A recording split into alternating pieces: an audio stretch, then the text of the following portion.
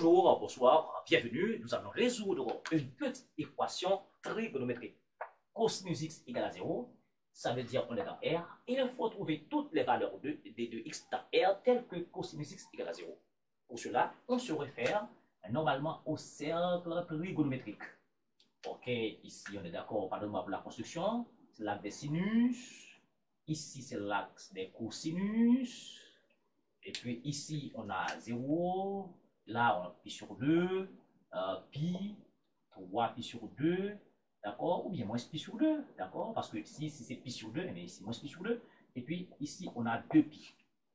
Puisque, à remarquer, ici c'est l'axe des sinus, d'accord? Eh bien, si on prend x égale à pi sur 2, donc cosinus pi sur 2, ça fait 0. De même, si je fais x égale à 3 pi sur 2, le cosinus 3 pi sur 2, ça fait 0. Ou bien, je prends cosinus x égale à moins pi sur 2, eh bien, voilà. Et cosinus moins pi sur 2, ça fait 0. Et bien, x égale à pi sur 2, ça veut dire cosinus x égale à 0. X égale à 3 pi sur 2, ça veut dire cosinus x égale à 0. X égale à moins 3 pi sur 2, alors moins pi sur 2, d'accord, cosinus, alors je précise, cosinus moins pi sur 2, c'est égal à cosinus de pi sur 2, et ceci, ça fait 0, parce que cosinus, c'est une fonction paire, ça veut dire cosinus de moins alpha égale à cosinus de alpha. Eh bien, à remarquer, mes chers amis, pour passer de pi sur 2 à 3 pi sur 2, on ajoute un pi. Ça veut dire 3 pi sur 2, 3 pi sur 2, n'est-ce pas, 1 pi.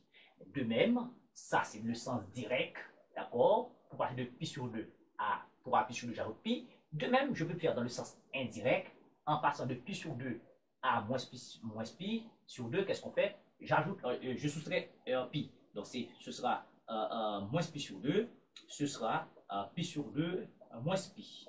D'accord? 2 moins pi, ça va faire moins pi sur 2. Eh bien, qu'est-ce que vous remarquez? Mais je dirais, pi sur 2 plus pi, ça fait 3 pi sur 2. En ajoutant pi encore, ça va faire 5 pi sur 2. En ajoutant pi encore, ça va faire 7 pi sur 2, etc. Eh bien, vous allez voir que toutes les solutions, n'est-ce pas, les solutions seront de la forme, toujours 1 pi sur 2, mais plus quelque chose en pi. Et maintenant, je vais dire là, il faut ajouter un k. Maintenant, ce k peut être positif ou nul, d'accord? Ça, k peut être égal à 0, et k peut être égal à 1, moins 1, etc. Et bien, k, c'est l'élément de z.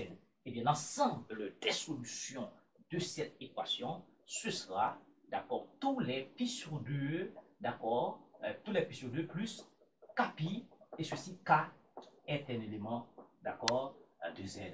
Et à chaque fois qu'on a pi sur 2, il faut toujours ajouter un pi, ou bien à chaque fois qu'on a pi sur 2, il faut soustraire un pi. Et ceci, les solutions, d'accord, les solutions de cette équation, ce sont des x qui se trouvent, n'est-ce pas, sur l'axe des ordonnées uniquement, n'est-ce pas, pour lesquels cosinus x sera toujours égal à 0. Alors, vous avez remarqué, aucune valeur de l'axe des abscisses ne vérifie cette équation. Et on va remarquer, cos pi, ça fait moins 1, cos de pi, ça fait 1. Donc, toutes les solutions de cette équation se trouvent normalement sur l'axe des ordonnées. Merci beaucoup, qu'on appelle l'axe des sinus. Si cela vous a aidé, je vous invite à partager, à liker, et puis à vous abonner si vous êtes nouveau sur cette page, sur cette chaîne. Merci beaucoup de suivre.